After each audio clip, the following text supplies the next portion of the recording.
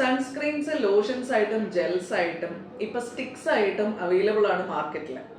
ഈ sunscreen sticks use ചെയ്യുന്നതിന്റെ benefits എന്തൊക്കെയാണ്, അതിന്റെ നെഗറ്റീവ് വശങ്ങൾ എന്തൊക്കെയാണ് എന്നൊക്കെ നമുക്ക് ഇന്നത്തെ വീഡിയോയിൽ നോക്കാം. ഹായ്, ഞാൻ doctor Fibin Tanveer, senior consultant dermatologist, star care hospital Kozhikode. Sunscreen sticks നമ്മളെ ഡിയോ റോളോൺസ് ഒക്കെ അല്ലേ, അതുപോലെ തന്നെ സ്റ്റിക്സ് ആയിട്ട് അവൈലബിൾ ആണ്. ഇതിന്റെ മേജർ ബെനിഫിറ്റ് എന്താണെന്ന് വെച്ച് കഴിഞ്ഞാൽ സൈസ് ചെറുതാണ്, കൊണ്ട് നടക്കാൻ വളരെ ഈസിയാണ്.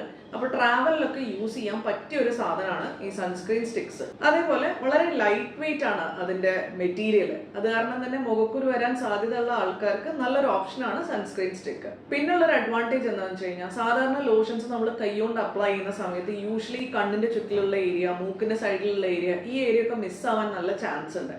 പക്ഷെ സ്റ്റിക്ക് ഉപയോഗിച്ച് അപ്ലൈ ചെയ്യുന്ന സമയത്ത് ഇങ്ങനത്തെ ഏരിയാസിലൊക്കെ നമുക്ക് ഈസി ആയിട്ട് സൺസ്ക്രീൻ അപ്ലൈ ചെയ്യാൻ പറ്റും. ഇനി ഇത് ഉപയോഗിക്കുമ്പോൾ ഉണ്ടാവുന്ന പ്രശ്നങ്ങൾ എന്തൊക്കെയാണെന്നുള്ളത് നോക്കാം. ഈ സ്റ്റിക്സ് യൂസ് ചെയ്യുന്ന സമയത്ത് അത് ഇഫക്റ്റീവ് ആവണമെങ്കിൽ ഈവൻ ആയിട്ട് അപ്ലൈ ചെയ്യണം, നല്ല തിക്ക് ലെയർ ആയിട്ട് അപ്ലൈ ചെയ്യണം.